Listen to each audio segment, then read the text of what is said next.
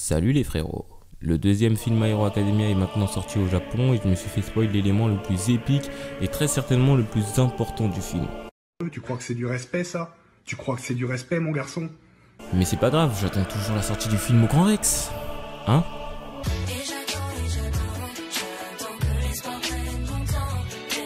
Bref. Aujourd'hui on va aborder la théorie du moment, même si j'ai vu aucun youtubeur francophone en parler pour l'instant. La théorie d'aujourd'hui nous dit donc que Bakugo est le deuxième possesseur du One for All. Oui, que ce type là, c'est Bakugo. J'ai vraiment réfléchi pour trouver des arguments crédibles parce que tout ce que j'avais vu moi c'est là ça ressemble à ce que Bakugo porte quand même. Donc j'ai théorisé tout ça à vos côtés, laissez un pouce bleu et plongeons-nous dans le monde des...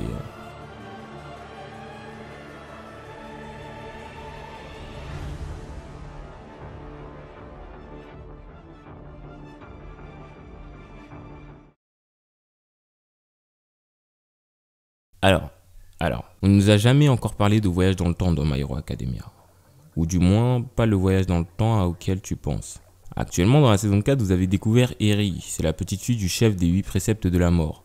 Son alter a pour nom rembobinage. Il a comme capacité de rembobiner le corps des gens à un état antérieur. En gros, en te touchant, elle peut te rembobiner jusqu'au moment où tu étais un nourrisson. Et même te rembobiner à l'état où tu n'existais même pas. Son alter est vraiment puissant. Cependant, les professeurs et les élèves de Yue ne connaissent pas comment l'alter fonctionne exactement. Et Eri elle-même ne le sait pas, elle a 6 ans. La seule personne qui connaît très bien cet alter est Kai Shisaki, plus connu sous le nom de Overall. Il a utilisé l'alter de Eri afin de créer des munitions d'armes à feu pouvant effacer ton alter à vie, mais aussi des seringues qui décuplent ton alter. Il n'y a que lui qui pourrait leur informer de la puissance de cet alter, de comment Eri pourrait l'utiliser, jusqu'où cet alter pourrait aller.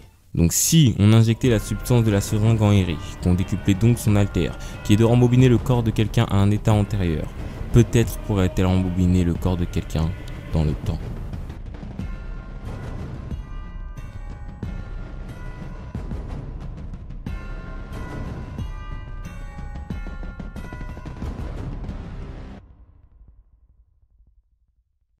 Pourquoi est-ce qu'on enverrait Bakugo dans le passé et pas Izuku? Je peux pas vraiment répondre à cette question, je t'avoue que je suis pas devin. Mais j'imagine que le fait que Izuku possède le One for All peut créer un paradoxe ou un truc dans le genre.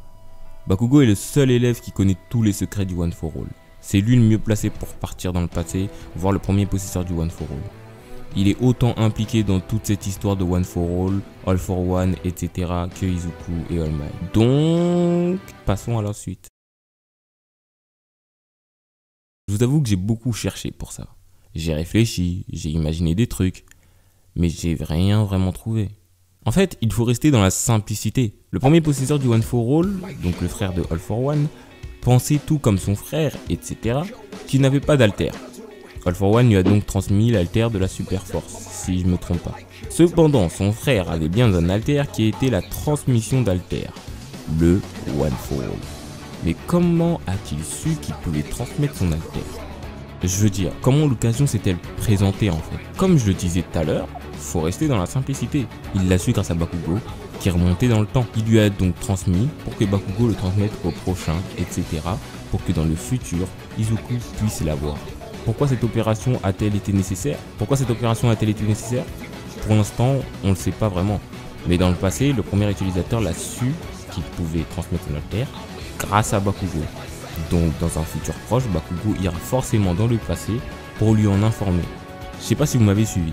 Genre imagine que là, tu as 20 ans, ok? T'as une cicatrice à la tête. Et t'as un meilleur pote roux.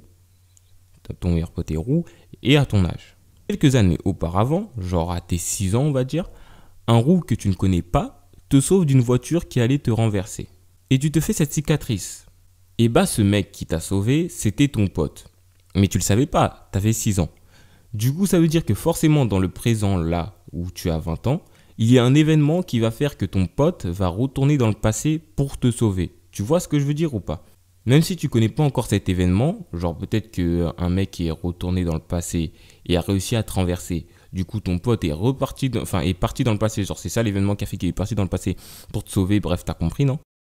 En gros, si quelqu'un a su quelque chose dans le passé grâce à un mec du futur, même si actuellement le mec du futur là n'est pas reparti dans le passé, il y aura forcément un événement qui va faire qu'il reparte dans le passé. Voilà, j'espère que tu m'as suivi. Bref, voilà, c'était tout pour cette courte théorie, en espérant qu'elle vous a quand même capté. La prochaine théorie va sûrement être sur les Nomu. Hein, j'ai certaines choses à vous dire dessus.